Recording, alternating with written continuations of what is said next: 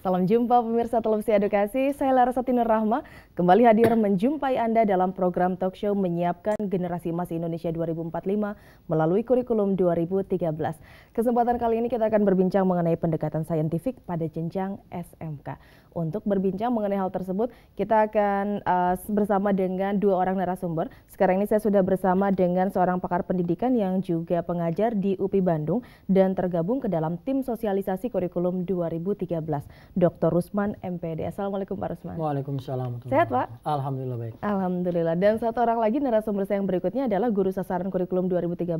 Beliau juga mengajar di SMKN Buah 2 Sumedang, Jawa Barat. Ibu Kokom Komalasari SPD. Assalamualaikum Ibu Kokom. Waalaikumsalam. Apa kabar? Alhamdulillah. Alhamdulillah. Sebelum lebih banyak kita berbincang mengenai pendekatan saintifik pada jenjang SMK, saya ingin mengajak Anda terlebih dahulu pemirsa untuk menyimak sebuah tayangan berikut ini. Kurikulum 2013 yang telah diimplementasikan secara bertahap dan terbatas dirancang atas teori pendidikan berdasarkan standar atau Standard Based Education, serta teori kurikulum berbasis kompetensi atau Competency Based Curriculum. Pendidikan berdasarkan standar menetapkan adanya standar nasional sebagai kualitas minimal warga negara, yang dirinci menjadi standar isi, standar proses, standar kompetensi lulusan, standar pendidik dan tenaga kependidikan, standar sarana dan prasarana, standar pengelolaan, standar pembiayaan, dan standar penilaian pendidikan. Proses pembelajaran pada kurikulum 2013 untuk semua jenjang dilaksanakan dengan menggunakan pendekatan saintifik. Kriteria pembelajaran saintifik adalah materi pembelajaran berbasis pada fakta atau fenomena yang dapat dijelaskan dengan logika atau penalaran tertentu, bukan sebatas kira-kira, hayalan, legenda, atau dongeng semata. Selain itu, dalam pembelajaran saintifik, pembelajaran guru, respon siswa, dan interaksi guru-siswa terbebas dari prasangka yang serta-merta, pemikiran subjektif, atau penalaran yang menyimpang dari alur berpikir logis. Pembelajaran saintifik di jenjang SMK mendorong dan menginspirasi siswa berpikir secara kritis, analitis, dan tepat dalam mengidentifikasi, memahami, memecahkan masalah, dan mengaplikasikan materi pembelajaran. Ya, demikian tadi sebuah tayangan sudah kita saksikan bersama, dan untuk topik kita kali ini adalah mengenai pendekatan saintifik pada jenjang SMK. Ya, memang seperti yang kita ketahui bersama bahwa di kurikulum 2013 ini melakukan pendekatan saintifik atau pendekatan ilmiah dalam proses belajar mengajar. Nah, apa yang dimaksud dengan pendekatan saintifik ini? Ya, jadi ini sebagai dasar pertimbangan dulu bahwa dalam saintifik ini harus mengandung unsur keseimbangan ya antara soft skill dan hard skill. Nah, di SD biasanya itu lebih condong kepada knowledge yang diperbanyak. Lalu skill agak lumayan banyak, dan yang paling banyak adalah sikap. Sementara nanti kalau sampai ke SMK itu agak seimbang ya antara knowledge, ya skill, dan juga sikap. Jadi di SMK ini memang hampir sama ya porsinya. Sedangkan di perguruan tinggi justru di sini sikap lebih sedikit, banyaknya adalah di pengetahuan. Jadi memang ini adalah untuk penyimbangan ilmu. Mengapa di kurikulum 2013 ini dengan pendekatan saintifik pendekatannya dilakukan? Ya, jadi karena di sini saintifik ini kan untuk meningkatkan kualitas ya, terutama tentang sikap siswa yang positif terhadap pengembangan ilmu. Selama ini siswa memahaminya dari segi knowledge yang memang itu sangat kurang untuk bisa bertahan lama di memori siswa. Sementara kalau saintifik ini kan basisnya ilmiah, riset. Sehingga ini harapannya nanti siswa bisa memahami, bisa membuktikan fakta, dan bisa membuat sesuatu untuk perbaikan dirinya. Apalagi di SMK memang yang banyak adalah praktek. Nah, ini saya kira sangat bagus sekali saintifik ini dikembangkan, karena memang saintifik ini ujungnya adalah untuk bisa memproduksi dan bisa mengkomunikasikan lebih jauh seperti itu. Baik, nah kalau Ibu Kokom sendiri seperti apa yang sudah diimplementasikan di kurikulum 2013 ini dengan melakukan pendekatan saintifik? Iya, sebenarnya mungkin untuk pendekatan saintifik istilahnya mungkin dikenal sekarang ya untuk dalam implementasi kurikulum 2013, tapi mungkin pada dasarnya yang namanya pendekatan keseimbangan antara soft skill dan hard skill itu sudah ada, cuman istilahnya yang mungkin lebih diperdalam dan lebih ditekankan dalam pelaksanaannya. Memang betul bahwa di tingkat SMK penekanan kepada skill yang memang harus dimiliki oleh lulusan-lulusan SMK itu perlu di nomor satukan. Dalam arti pada saat peserta didik atau siswa melakukan pendidikan di tingkat SMK, dia tidak hanya tahu atau memahami tentang pengetahuan, tapi dia juga harus menjaga sikap bagaimana caranya agar pada saat dia terjun ke masyarakat dia bisa menunjukkan sikap yang memang seharusnya, dan dia juga mempunyai keterampilan yang memang bisa dibanggakan buat dirinya sendiri, buat lembaga sekolah, buat keluarganya, masyarakat, dan juga buat negara tentunya. Baik, Pak Rusman, lalu seperti apa langkah-langkah pembelajaran di kurikulum 2013 ini dengan melakukan pendekatan ilmiah? Ya, jadi memang dalam saintifik ini kita menekankan tadi ya pendekatan ilmiah. Harapannya dari 3 ranah itu cover semua, baik itu sikap ya, yaitu tahu mengapa, lalu keterampilan, tahu bagaimana, dan juga ini pengetahuan, yaitu tahu apa. Jadi ketiga-tiga dikemas dalam bentuk suatu pendekatan saintifik, di mana di sini ada langkah-langkah yang harus dikembangkan oleh guru, ya baik di SMK maupun sampai ke pendidikan dasar. Ini semua juga berbasis pada pendekatan saintifik. Yang pertama itu kan yang perlu dipertimbangkan bahwa dalam saintifik ini untuk mengembangkan soft skill dan hard skill. Nah ini sekiranya di SMK itu banyak kepada hard skillnya.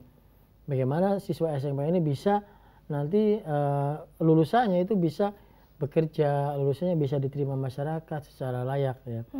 Nah, memang kurikulum 2013 itu tujuan akhirnya ke sana. Jadi mengembangkan sebuah pendekatan saintifik untuk soft skill dan hasil yang lebih baik. Baik, esensi pendekatan saintifik itu seperti apa sebenarnya, Pak? Ya, jadi saintifik ini merupakan proses pembelajaran ya, yang penekanannya ini pada penguasaan skill dan juga knowledge yang bisa mengembangkan segi keilmuan. Jadi langkah-langkahnya ini sangat kompleks sebenarnya. Ada yang menyebutkan 5M, ada yang 7M, bahkan ada yang 9M. Ya, yang pertama yang perlu dipahami ya untuk esensi pendekatan saintifik ini, yang pertama itu adalah merujuk pada teknik investigasi ya atas suatu fenomena atau gejala, dan juga memperoleh pengetahuan yang baru ya, atau mengoreksi dan memadukan pengetahuan sebelumnya. Nah, jadi ini semacam investigasi ya, proses eksplorasi, elaborasi yang dikembangkan oleh siswa dengan bimbingan guru supaya dia bisa menemukan sesuatu ya dari pencarian yang memang sudah dirancang sebelumnya. Yang kedua, esensi saintifik ini juga adalah lebih mengedepankan kepada penalaran induktif, yaitu memandang fenomena atau gejala atau situasi secara spesifik ya, untuk kemudian menarik kesimpulan secara keseluruhan. Jadi mereka mengamati lalu ditarik kesimpulan. Nah, yang ketiga ini berbasis pada bukti-bukti ya dari objek yang dapat diobservasi, diteliti ya secara empirik, dan juga terukur dengan prinsip-prinsip penalaran yang spesifik. Nah, yang keempat adalah memuat serangkaian aktivitas pengumpulan data ya melalui observasi, eksperimen, mengolah informasi atau data yang didapati ya melalui analisis, dan juga kemudian diformulasikan dan juga menguji hipotesis. Artinya ini hipotesis ini terjawab atau tidak gitu.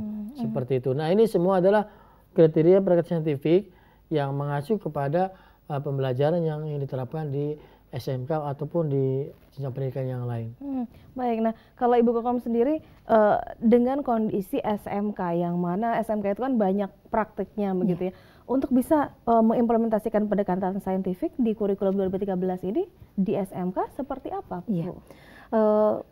Implementasi pendekatan saintifik di SMK memang harus ditunjang dengan berbagai hal. Dalam arti di sini memang kondisi dari peserta didiknya sendiri itu sudah merupakan kondisi yang memang masa SMK itu masa-masa rasa ingin tahunya tinggi. Jadi masa-masa di mana ingin mencoba sesuatu atau bahkan mempraktekkan sesuatu. Nah, ini sangat cocok sekali pendekatan saintifik diterapkan, apalagi ditunjang dengan sarana dan prasarana yang memungkinkan di sekolah. Jadi pada saat misalkan dia mau mempraktekkan sesuatu hal, sarana dan sarana prasarana yang ada di sekolah menunjang. Nah, untuk itu mungkin dalam hal ini perlu bantuan pemerintah juga ya, perhatian pemerintah bagaimana caranya agar di sekolah-sekolah tertentu yang memang dari segi sarana atau prasarana prakteknya masih kurang memungkinkan untuk melakukan pendekatan saintifik itu lebih diperhatikan.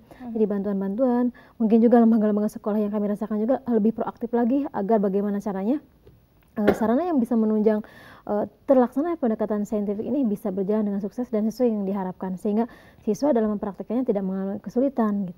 Baik, Pak, apa memang demikian untuk bisa menjalankan pendekatan saintifik di kurikulum baru ini memang butuh dengan adanya infrastruktur, butuh dengan sarana prasarana di sekolah yang dalam hal ini juga mungkin diharapkan dukungan dari pemerintah. Bagaimana? Ya, saya kira betul, karena dalam saintifik ini kan menuntut siswa untuk melakukan tadi eksperimen, observasi. Otomatis di SMK atau di jenjang pendidikan manapun harus tersedia sarana prasarana, baik itu laboratorium, ya tempat-tempat praktek yang memang bisa dilakukan oleh siswa, ya. Misalnya kebun sekolah itu kan harus ada kalau memang untuk meneliti tentang biologi misalnya, kalau memang ada jurusan biologi. Nah, ini semua harus dijembatani oleh sarana prasarana yang memadai dari pemerintah, ya. Dan ini semua saya kira konsekuensi logis, karena kita juga punya standar sarana prasarana. Nah, itu semua harus disediakan oleh pemerintah, ya, atau swasta ya harus mengembangkan sendiri sesuai dengan kemampuannya. Ya. Dan yang jelas di sini kriteria dalam pendekatan saintifik itu materi pelajarannya harus berbasis pada fakta, ya, atau fenomena yang dapat dijelaskan dengan logika, ya, penalaran, dan juga di sini bukan sebatas kira-kira atau semacam legenda, dongeng, hayalan. Jadi dalam pendekatan saintifik, pembelajaran itu harus berbasis ilmiah, keilmuan. Jadi sudah jelas gitu kebenarannya. Nah, ini banyak guru-guru di lapangan dalam mengajar itu banyakkan cerita, itu improvisasi yang berlebihan itu kurang bagus. Ya. Jadi saya kira harus dibatasi. Yang kedua, dalam menjelaskan guru ini, baik itu respon siswa ataupun interaksi pembelajaran di kelas, ini harus terbebas dari prasangka yang kurang baik dan juga pemikiran yang subjektif. Makanya saintifik ini adalah memporsikan atau mendudukkan ilmu itu sesuai dengan tupoksinya sebagai ilmiah yang bisa dipelajari secara benar dan bermakna bagi siswa. Jadi dikurangilah. Makanya materi-materi sekarang dalam kurikulum baru itu sudah berdasarkan uji yang siap untuk diterapkan di sekolah-sekolah yang melalui buku teks yang sudah disiapkan. Lalu yang berikutnya adalah mendorong dan menginspirasi siswa berpikir secara kritis, ya, analisis, dan juga tepat, sehingga bisa mengidentifikasi, memahami, memecahkan masalah, dan juga bisa mengaplikasinya dalam kegiatan pembelajaran ataupun dalam kehidupan sehari-hari. Nah, dalam saintifik memang ini berbasis riset, ya, sehingga siswa diarahkan untuk berpikir kritis, untuk mengamati, untuk melihat fakta-fakta, bukti-bukti yang ada, lalu dia bisa memformulasikan dalam bentuk menalar, sehingga nanti ada kesimpulan yang bisa dipresentasikan di depan kelas, gitu ya. Nah, berikutnya tadi yang keempat ini adalah mendorong dan menginspirasi siswa mampu berpikir secara hipotetis. Jadi ada jawaban sementara yang nanti dibuktikan dengan fakta-fakta di lapangan, sehingga apakah ini ditolak atau tidak jawaban sementara ini. Nah, itu adalah pola-pola riset sebenarnya yang diterapkan oleh sekolah, oleh guru, sehingga nanti siswa mulai belajar bagaimana membuktikan fakta-fakta di lapangan melalui mengamati, melalui eksperimen, survei, dan segala macam. Lalu berikutnya mendorong dan menginspirasi siswa yang mampu memahami dan menerapkan serta mengembangkan pola berpikir yang rasional, objektif, ya, dalam merespon materi pelajaran yang diberikan oleh gurunya. Sehingga guru di sini harus betul-betul belajar itu ilmiah, sehingga nanti kalau tidak ilmiah, sekarang siswa sudah mulai berani untuk memprotes, gitu ya, berani untuk mengajukan pertanyaan-pertanyaan. Yang kalau gurunya banyak improvisasi yang tidak penting, ini saya kira mubazir, waktu sangat terbuang. Lalu dalam kriteria pendekatan saintifik juga di sini berbasis pada konsep, ya, teori, fakta, dan juga di sini dapat dipertanggungjawabkan kebenarannya. Makanya mungkin ke depan seorang siswa bisa menuntut guru kalau gurunya ngajarnya tidak benar, gitu. Dan sekarang sudah mulai, ya, kita sekolah, lembaga itu menyebarkan angket untuk menilai bagaimana guru itu mengajar, apakah layak atau tidak layak, gitu ya. Ini saya kira cross check yang sangat baik, karena siswa adalah yang tahu persis bagaimana guru itu mengajar, gitu ya. Lalu yang berikutnya tujuan pembelajaran dirumuskan secara sederhana, ya, secara operasional, jelas, dan menarik untuk disajikan kepada peserta didik. Nah, ini adalah kriteria-kriteria yang harus dipenuhi dalam pendekatan saintifik, karena saintifik sekali lagi adalah tujuan utamanya untuk menciptakan kondisi belajar yang kondusif, yang berbasis pada fakta yang ada di lapangan, yang diuji melalui pembuktian. Jadi hipotesis ini akan terjawab iya atau tidak gitu dalam sebuah pembelajaran. Baik, nah kalau Ibu Kokom seperti apa kondisinya Bu dengan pendekatan saintifik yang dilakukan dalam proses belajar mengajar sekarang, tetapi juga dengan kondisi peserta didik yang lebih kritis sekarang ini, bagaimana untuk bisa mengkondisikan hal tersebut? Ya. Sebenarnya memang udah saling mendukung ya dengan pendekatan saintifik yang memang diharapkan oleh pemerintah dengan kondisi psikologis peserta didik. Sebenarnya udah semacam ada semacam fasilitasi buat mengekspor semua kemampuan siswa dalam mengekspor semua kemampuan dia supaya dia mampu mendesain, menciptakan sesuatu yang memang bermanfaat buat lingkungannya, buat dirinya gitu, buat keluarganya gitu. Sehingga kalau misalkan semua mendukung dengan pendekatan saintifik ini, insya Allah pembelajaran yang akan yang benar diharapkan oleh pemerintah bisa diciptakan sedemikian rupa dengan sebaik-baiknya gitu. Tapi sempat merasa kewalahan tidak sih dengan kritisnya peserta didik sekarang ini? Oh iya, pastinya itu menuntut tantangannya buat seorang guru dimanapun dia mengajar, dan sekritis apapun sekarang itu kondisi peserta didik, menuntut bahwa itu tantangan yang jangan sampai menjadi timbul rasa yang kurang tidak suka, misal tidak suka ya terhadap siswa yang memang terlalu kritis. Justru itu menjadi tantangan buat kita bagaimana caranya agar siswa yang kritis itu bisa difasilitasi dengan mengarah ke kondisi yang memang sesuai dengan yang diharapkan, sesuai dengan pendekatan saintifik tadi. Baik, nanti kita lanjutkan kembali perbincangan kita, namun setelah jeda berikut ini pemirsa tetaplah bersama kami, sesaat lagi kami kembali.